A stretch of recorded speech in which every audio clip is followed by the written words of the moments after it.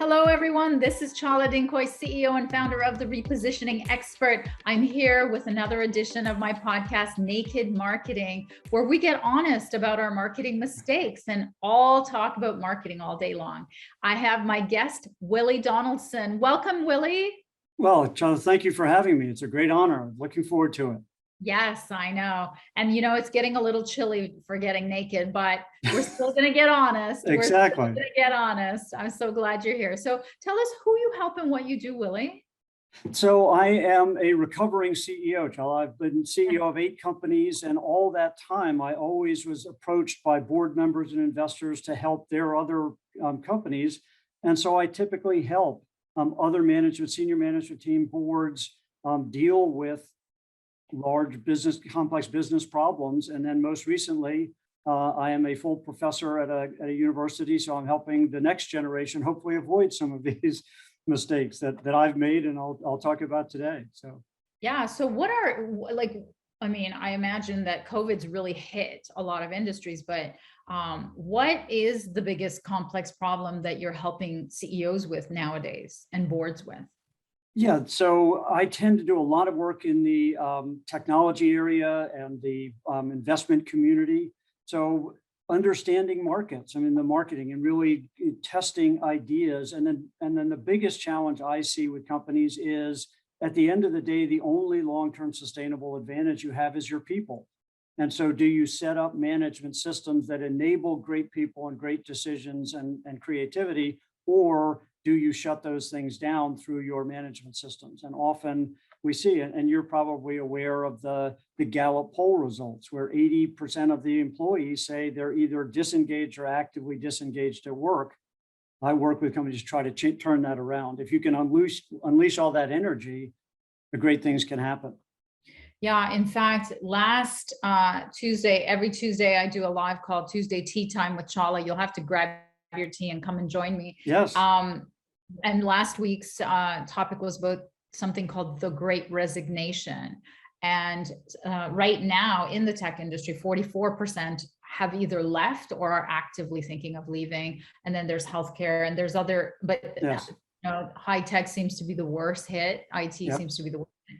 So are people, the boards and CEOs, reaching out to you more because of that, or are they still just scrambling? Some are scrambling, and some, quite honestly, have their heads buried in the sand, hoping it will all go away and thinking COVID is temporary. And no, these trends have been emerging for a long time. Right. And rather than just look at it as something to get through, I encourage them to get from and see what has it changed that we can use to our advantage. Yeah. At this point.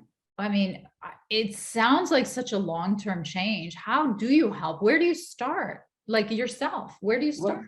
Well, it starts in the marketplace, Chala. That's where all good things are, right? And I think really being honest with yourself and going into the market and really understanding the new dynamics and what they mean, and not trying to wish away the dangerous or the challenging dynamics, which I see a lot of management teams do, and being really honest with what's going on. And one of my favorite futurists is Will Gibson, and he says that the future is already here, it's just unevenly distributed.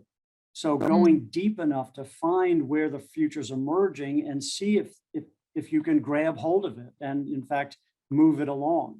And so I think, and we're going to talk about it later on. I think a lot of management teams are inward looking and insular rather than being out and seeing and embracing the changes that are coming, whether you like them or not. Yeah. So this brings me to the marketing question, because you were the boss for so long over so many people, and marketing was probably one of them. But when you became your own, soldier, how do you get, first of all, how did you transition? And then how do you now get clients? So all of my clients, I'm very fortunate, come from word of mouth because I've done, I think, great work for people in the past.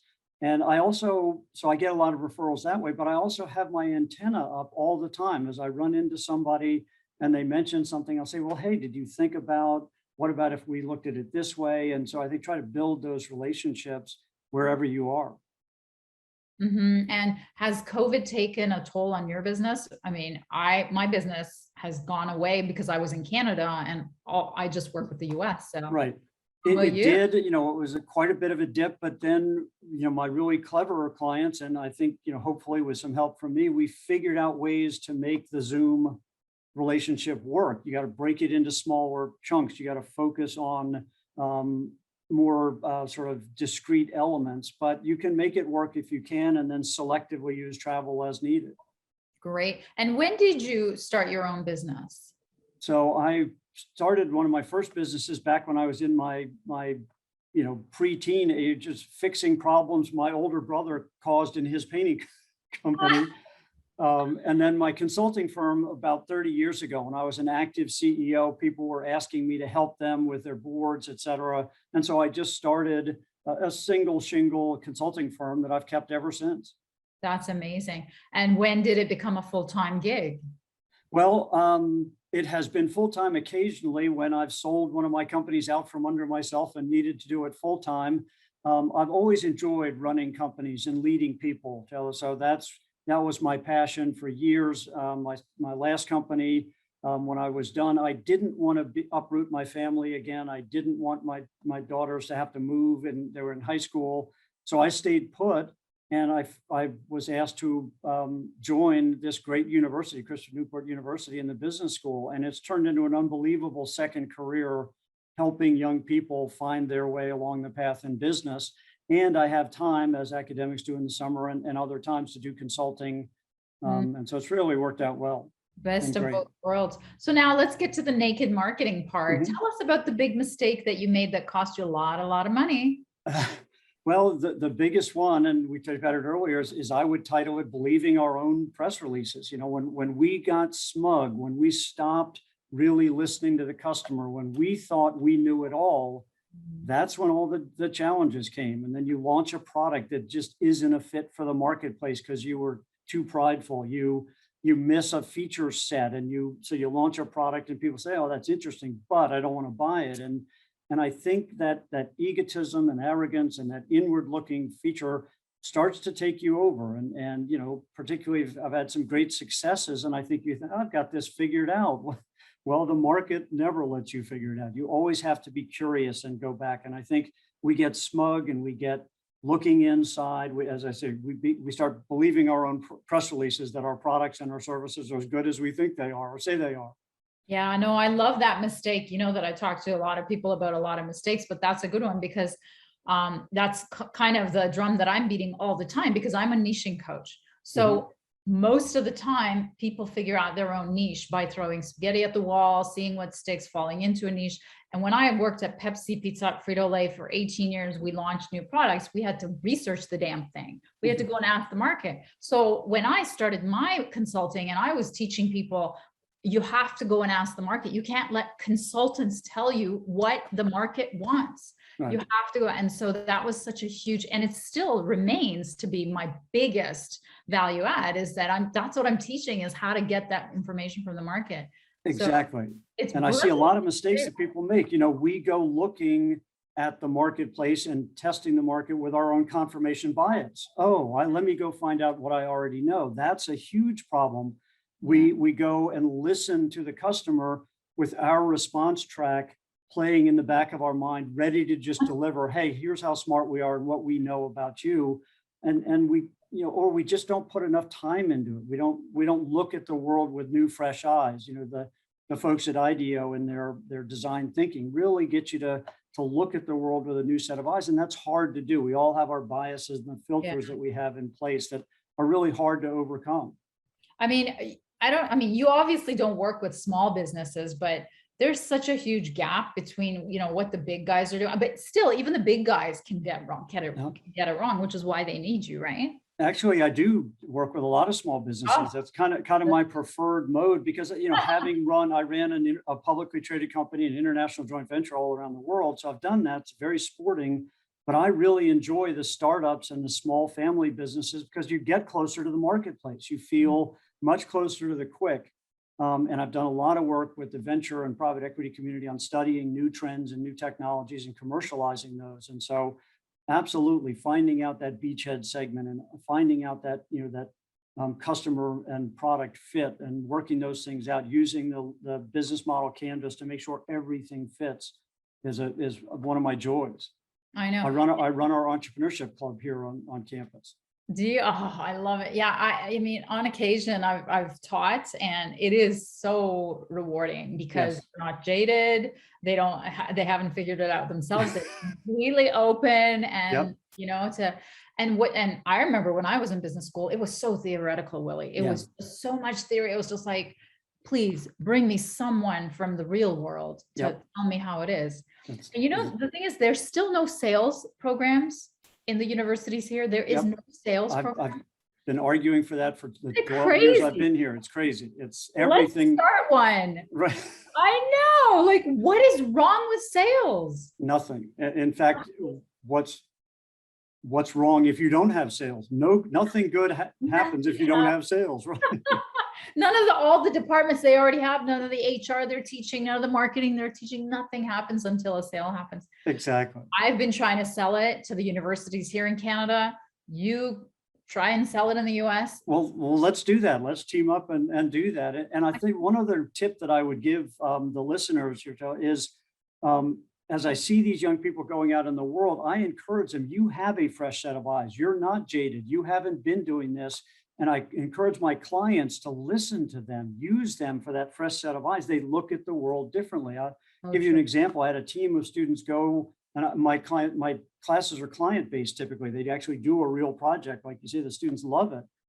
And we sent a team to this client, and the very first thing they did was say, your place looks old and dated. And they were worried they were going to get thrown out. And to the client's credit, they were like, yeah, you're right. It does. It all looks like it came from 20 years ago. And so they completely punched up the imaging and the pictures, and it changed everything. So that's awesome. Yeah, it's so valuable. It is so valuable. I remember doing those cases. Yep. It was free work for them, free work, but it was a win-win for us. But it's so, so true. And now with the new podcast space, I don't know what you've experienced, but I'm meeting so many young, successful entrepreneurs. Like normally I wouldn't know, like when I speak in the US, it's $1,000 to get into the place. Right. You're not seeing a lot of young people there. Right. They're mostly like CEOs, which are like our age, right? So this new online space that I've been stuck in Canada because of COVID has been really eye-opening, and they are different, and they're faster, they pivot, and they're really smart. It's just really, really exciting. And you're in that, knee deep in that. I can see why you love it. Yep. So, okay, give us some parting advice on marketing. Well, again, I think just being really serious, dropping your filters, checking all your ego at the door when you go out, and getting fresh sets of eyes, different sets of experience. There's some great techniques that you can use. Lateral thinking from Edward de Bono, the 6 thinking hats, right? Get good at critical thinking and looking at the problem differently and turning it over and asking contrary questions. I think that's what people do wrong. As I say, they go in to hear what they want to hear versus hearing what they really need to hear, and then making sure you bring that material back in a completely unfiltered way and deal with it as a reality, because it's the customer's reality, and don't try to shape it or tell them how wrong they are. You've got to listen. And we just don't do that very well. Yeah, that is great advice. Now, how do people reach you, Willie? Yeah, so they can check me out on, I have a book called Simple Complexity, so simplecomplexitybook.com, and through that they can email me. I'm on LinkedIn, happy to catch it. So just William Donaldson on LinkedIn. My CNU address is william.donaldson@cnu.edu. So just reach out and find me. I'd love to talk with you. Wonderful. Thanks so much for being a guest, Willie. Thank you for having me, Joe. It's been a great pleasure.